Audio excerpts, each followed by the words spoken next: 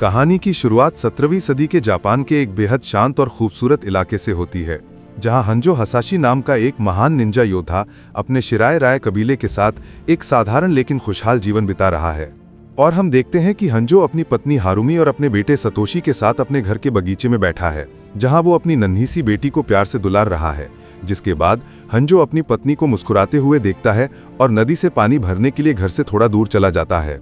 लेकिन तभी वहां अचानक लिंकुई कबीले के क्रूर हत्यारे आ धमकते हैं, जिनका नेतृत्व बीहान कर रहा है, जो अपनी भयानक और जानलेवा बर्फ की शक्तियों के लिए जाना जाता है। हारुमी तुरंत खतरे को भांप लेती है और बीहान की नजरों से बचाकर अपनी नन्ही दूधमुही बेटी को घर के लकड़ी के फर्श के नीचे एक छोटी सी गुप्त जगह में छिपा देती है। और फिर वो अपने बेटे सतोशी के साथ निडर होकर घर के बाहर खड़ी हो जाती है, जहां बीहान अपने ठंडे और क्रूर अंदाज में आता है और बिना किसी दया के अपनी शक्तियों का इस्तेमाल करते हुए हारुमी और सतोशी को जिंदा ही बर्फ की एक मोटी परत में जमा देता है और उन्हें एक भयानक मौत देता है। उधर हंजो जो नदी से पानी लेकर वापस लौट रहा होता है, उसे अजीब सी बेचैनी महसूस होती है और फिर उसे अपने घर की तरफ से चीखें सुनाई देती हैं, जिसे सुनकर वो पागलों की तरह घर की ओर दौड़ पड़ता है। लेकिन जब वो वहां पहुंचता है तो वो अपनी पत्नी और बेटे को बर्फ की मूर्ति बना हुआ देखता है और जैसे ही वो उन्हें छूता है, उनका जमा हुआ शरीर गिरकर टूट जाता है। ये मंजर देखकर हंजो का दिल बुरी तरह टूट जाता है और उसकी आंखों में आंसू और खून उतर आता है।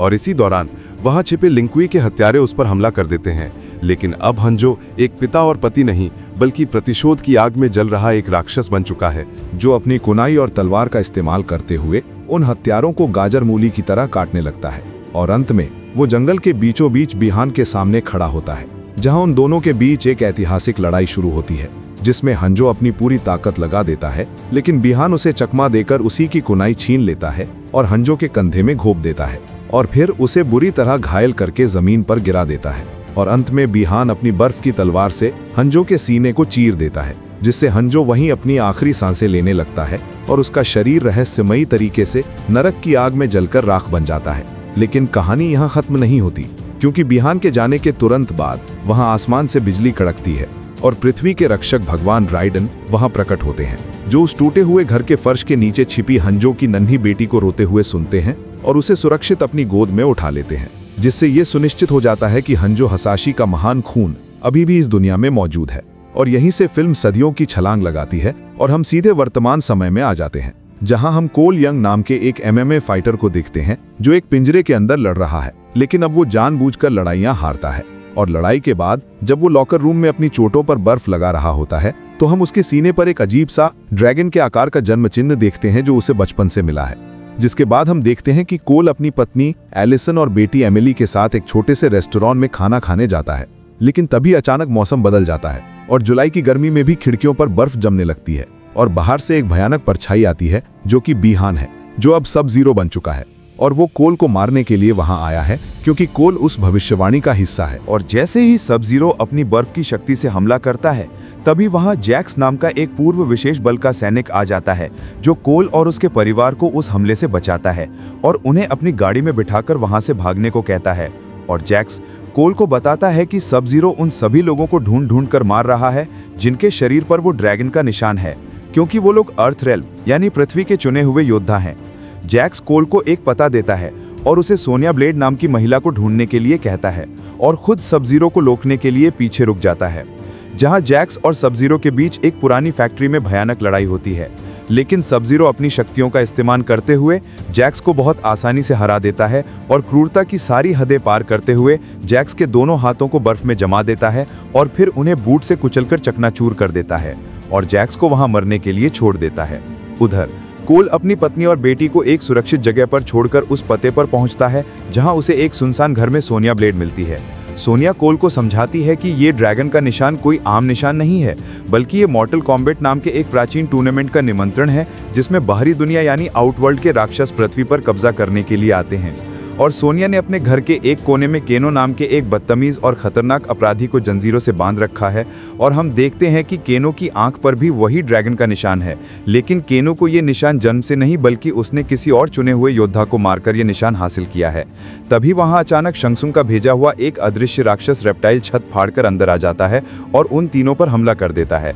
रेप्टाइल अपनी अदृश्य होने की शक्ति और तेजाब थूकने की क्षमता से सोनिया और कोल को बुरी तरह घायल कर देता है और उन्हें मारने ही वाला होता है कि तभी केनो, जिसे सोनिया ने मजबूरी में खोल दिया था, मौका पाकर रेप्टाइल के सीने में अपना हाथ डाल देता है और उसका धड़कता हुआ दिल बाहर खींच लेता है, जिससे रेप्टाइल तड़प तड़प कर मर जाता है। इस घटना के बाद केनो ये दावा करता है कि वो अब उनका लीडर है और वे तीनों सोनिया के नक्शे के अनुसार भगवान राइडेन के मंदिर को ढूंढने के लिए निकल पड़ते हैं। वे एक लंबा सफर तय करते हैं और आखिरकार वे एक प्राचीन और पवित्र इलाके में पहुंचते हैं, जहां उनकी मुलाकात ल्यू कांग से होती है, जो राइडेन का सबसे वफादार और प्रशिक्षित शिष्य है। ल्यू कांग उन्हें मंदिर के अंदर ले जाता है, जहां उन्हें कुंग लाओ भी मिलता है, जो कि एक घमंडी लेकिन बेहद कुशल योद्धा है। और फिर वहां भगवान राइडेन प्रकट होते हैं। राइडेन कोल यंग को देखकर बहुत निराश होते हैं, लेकिन समय कम होने की वजह से वो उन्हें प्रशिक्षण देने के लिए तैयार हो जाते हैं। और यहीं हमें पता चलता है कि जैक्स मरा नहीं था, बल्कि उसे राइडेन ने बचा लिया था और उसे मंदिर में लाकर नए यांत्रिक हाथ दिए हैं। राइडेन सभी योद्धाओं को बताता है कि उन्हें अपने आर्काना को जगाना होगा, जो कि उनकी आत्मा के अंदर छिपी एक खास जादुई शक्ति है। इसके बाद उनका कड़ा प्रशिक्षण शुरू होता है, जहां ल्यू कांग और कुंग लाओ उन्हें बुरी तरह पीटते हैं। और इसी दौरान खाने की मेज पर केनो और कुंग लाओ के बीच तीखी बहस हो जाती है और केनो अपनी बेइज्जती बर्दाश्त नहीं कर पाता और गुस्से में भड़क उठता है। और इसी गुस्से की वजह से अचानक उसकी दाहिनी आंख से एक लाल रंग की घातक लेजर बीम निकलने लगती है और इस तरह केनो अपनी आर्काना को जगाने वाला पहला नया योद्धा बन जाता है। लेकिन दूसरी तरफ कोल यंग चाहे जितनी भी कोशिश कर ले, उसकी कोई शक्ति नहीं जाग रही होती है, जिससे वो खुद को बहुत ही नकारा महसूस करने लगता है। और अंत में राइडेन को लगता है कि कोल टूर्नामेंट के लिए तैयार नहीं है, इसलिए वो कोल को वापस उसके परिवार के पास भेज देता है। कोल भारी मन से वापस अपनी पत्नी और बेटी के पास लौट आता है, लेकिन उसे नहीं पता कि खतरा उसका पीछा कर रहा है। उधर आउटवर्ल्ड का जादूगर शैंग सुंग चाहता है कि टूर्नामेंट शुरू होने से पहले ही पृथ्वी के सारे योद्धाओं को मार दिया जाए, और इसके लिए उसे एक मौका मिल जाता है जब मंदिर में केनो को शैंग सुंग का साथी कबाल अपनी बातों में फंसा लेता है और उसे लालच देता है। केनो, जो फितरत से ही धोखेबाज है, तुरंत अपनी टीम के साथ गद्दारी कर देता है और मंदिर के उस पवित्र सुरक्षा कवच को अंदर से तोड़ देता है। कवच के टूटते ही शैंग सुंग अपनी पूरी सेना के साथ मंदिर में घुस आता है और वहां एक भयानक युद्ध शुरू हो जाता है। इसी बीच कोल यंग, जो अपने घर पर था, वहां शैंग सुंग का सबसे खूंखार और 4 हाथों वाला विशाल राक्षस गोरो आ धमकता है। गोरो कोल को बुरी तरह मारता है और फिर वो कोल की पत्नी और बेटी की तरफ बढ़ता है। अपनी पत्नी और बेटी को मौत के मुंह में देखकर कोल के अंदर का सोया हुआ पिता और योद्धा जाग उठता है और इसी भावनात्मक पल में उसकी आर्काना आखिरकार जाग जाती है। उसके पूरे शरीर पर एक जादुई सुनहरा कवच बन जाता है जो किसी भी हमले को झेल सकता है, और उसके हाथों में 2 घातक टोनफा ब्लेड आ जाते हैं। अपनी नई शक्ति के साथ कोल गोरो पर टूट पड़ता है और उसके 2 हाथ काट देता है और अंत में हवा में छलांग लगाकर गोरो की आंख में अपना ब्लेड घूंपकर उसे मार गिराता है। गोरो को मारने के बाद कोल समझ जाता है कि उसके साथी मुसीबत में हैं और वो तुरंत राइडेन के मंदिर वापस जाने के लिए निकलता है। जब वो मंदिर पहुंचता है तो वहां तबाही मची होती है और सब जीरो और बाकी राक्षस पृथ्वी के योद्धाओं पर भारी पड़ रहे होते हैं। इसी बीच कुंग लाओ अपनी जादुई टोपी का इस्तेमाल करते हुए हवा में उड़ रही निटारा को बीच से चीर देता है। लेकिन उसकी ये खुशी ज्यादा देर नहीं टिकती, क्योंकि तभी शंग सुंग पीछे से हमला करता है और कुंग लाओ को पकड़ लेता है और सबके सामने उसकी आत्मा को उसके शरीर से खींच लेता है। कुंग लाओ का शरीर सूख कर गिर जाता है और वो मर जाता है। इससे पहले कि शंग सुंग बाकी सबको भी मार दे, रेडन अपनी पूरी ताकत लगाकर वहां एक बिजली का धमाका करता है और अपने बचे हुए योद्धाओं को वहां से निकालकर द वॉइड नाम की एक सुरक्षित जगह पर ले जाता है। वहां पहुंचकर सभी योद्धा कुंग लाओ की मौत का शोक मनाते हैं और ल्यू कैंग गुस्से में कसम खाता है कि वो इसका बदला लेगा। रेडन उन्हें समझाता है कि अब उनके पास छिपने का वक्त नहीं है और उन्हें आक्रामक होकर लड़ना होगा। और फिर कोल एक योजना बनाता है कि वे सब साथ मिलकर लड़ने के बजाय दुश्मनों को अलग अलग करेंगे और एक एक करके उन्हें मारेंगे। सभी योद्धा इस योजना पर सहमत होते हैं और रेडन उन्हें अपनी जादुई शक्ति से उनके चुने हुए दुश्मनों के पास भेज देता है। सबसे पहले हम देखते हैं कि जैक्स का सामना रिको नाम के एक बहुत ही ताकतवर राक्षस से होता है,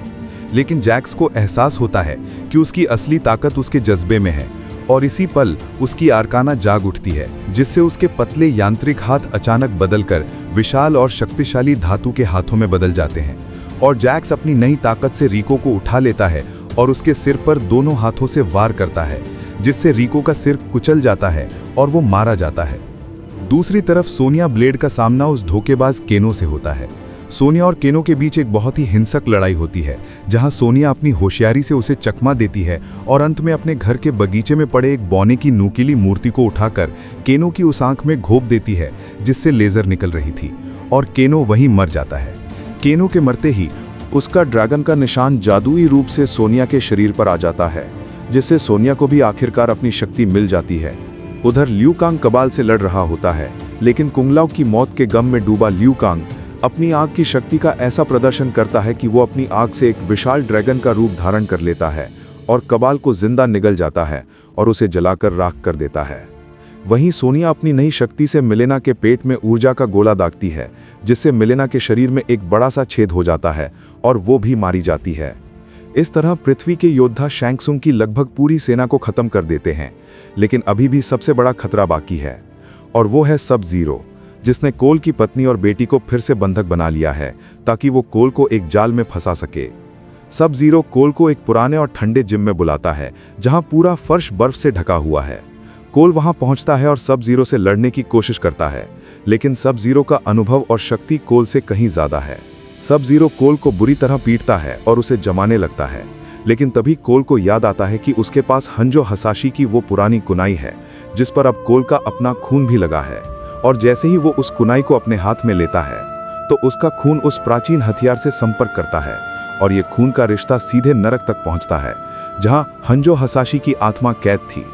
और अपने वंशज को खतरे में देखकर हंजो की आत्मा आजाद हो जाती है। लेकिन अब वो हंजो नहीं रहा, बल्कि वो स्कॉर्पियन बन चुका है, जो बदले की आग में जल रहा है। स्कॉर्पियन तुरंत स्थिति को समझ जाता है और सब जीरो को पहचान लेता है, जिसने उसे और उसके परिवार को मारा था। और फिर वहां फिल्म का सबसे जबरदस्त एक्शन सीन शुरू होता है, जहां कोल और स्कॉर्पियन मिलकर सब जीरो पर हमला करते हैं। स्कॉर्पियन अपनी मशहूर जंजीर और कुनाई का इस्तेमाल करता है और गेट ओवर हियर चिल्लाते हुए सब जीरो को खींचता है, जबकि कोल अपनी तलवारों से वार करता है, और अंत में स्कॉर्पियन अपनी जंजीर से सब जीरो को बांध देता है और अपने चेहरे से मास्क उतार फेंकता है, जिसके नीचे अब इंसान का चेहरा नहीं बल्कि एक जलती हुई खोपड़ी है, और वो अपने मुंह से नरक की असली आग उगलकर सब जीरो को जिंदा जला देता है, जिससे सब जीरो का शरीर जलकर कोयला हो जाता है और स्कॉर्पियन का सदियों पुराना बदला पूरा होता है। सब जीरो के मरने के बाद स्कॉर्पियन अपनी सामान्य रूप में आता है और कोल को देखता है। वो कोल से जापानी भाषा में कहता है कि तुमने हमारे वंश को मुक्त कर दिया, और कोल को अपना खून मानकर सम्मान देता है, जिसके बाद स्कॉर्पियन का शरीर धीरे धीरे राख बनकर हवा में विलीन हो जाता है। इसके तुरंत बाद वहां राइडेन आता है और शैंग त्सुंग भी वहां पहुंचता है, जो अपने योद्धाओं की हार से बहुत गुस्से में है, और वो कोल को मारने की धमकी देता है और कहता है कि मौत तो बस एक शुरुआत है और वो एक नई और बड़ी सेना लेकर वापस आएगा। लेकिन राइडेन अपनी आंखों में बिजली चमकाते हुए कहता है कि हम तैयार रहेंगे, और शैंग त्सुंग को वहां से भागना पड़ता है।